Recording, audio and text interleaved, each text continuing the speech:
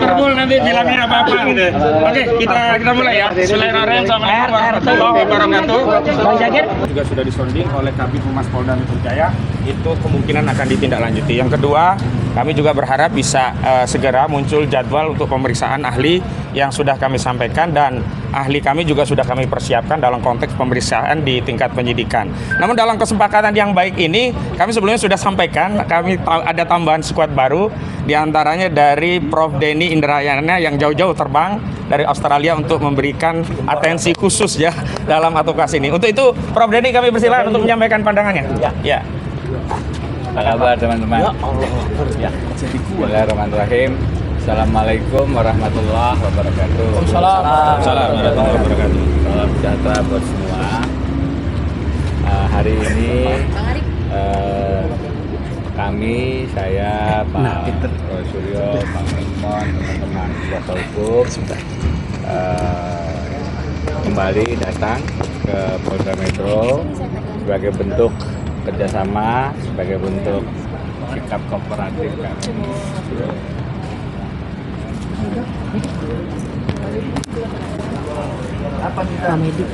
Tentu ini adalah proses hukum yang sebagai warga negara yang baik kita hargai, kita hormati.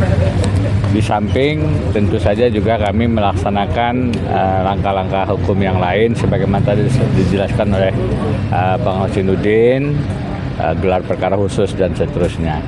Tapi poinnya adalah kita tetap berpijak pada pandangan, pada sikap kita yang terus mencari substansi masalah bersama tetap kita terus perjuangkan sambil tetap menghormati proses hukum yang sedang berjalan.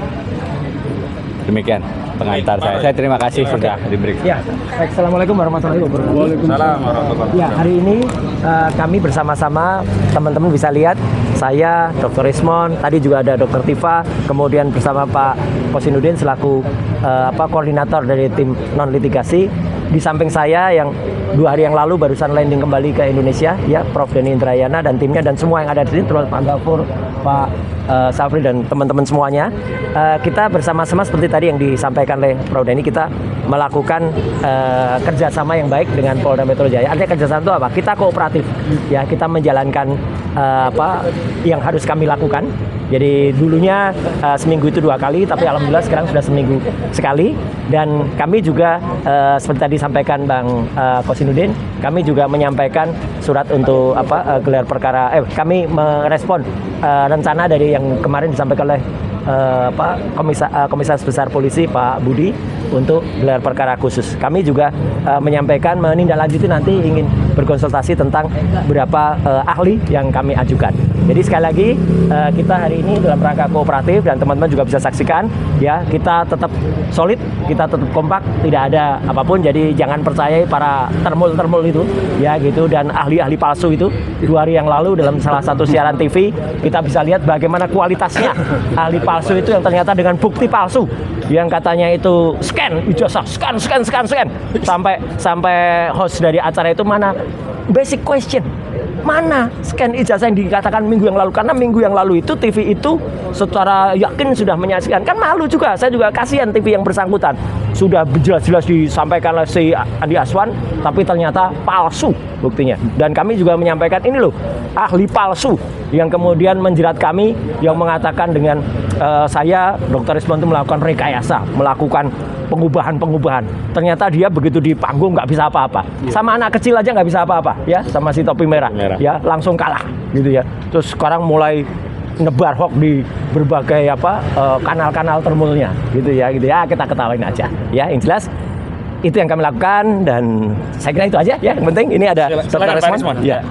Ya, kemarin di sebuah tayangan televisi swasta bahwa penipuan terjadi nyata-nyata oleh ahli termul, dan terutama Andi Aswan dan Joshua Sinambela. Nah, itu. Saya mengajak seluruh tim hukum supaya melaporkan mereka berdua karena telah mengaku memiliki scan ijazah asli Joko Widodo, ternyata itu hasil registrasi citra namanya, Dian Sandi, yang merupakan yang berasal juga dari apa yang diupload oleh Dian Sandi Utama. Oleh karena itu siap-siap ini Joshua Sinamboela harus dituntut.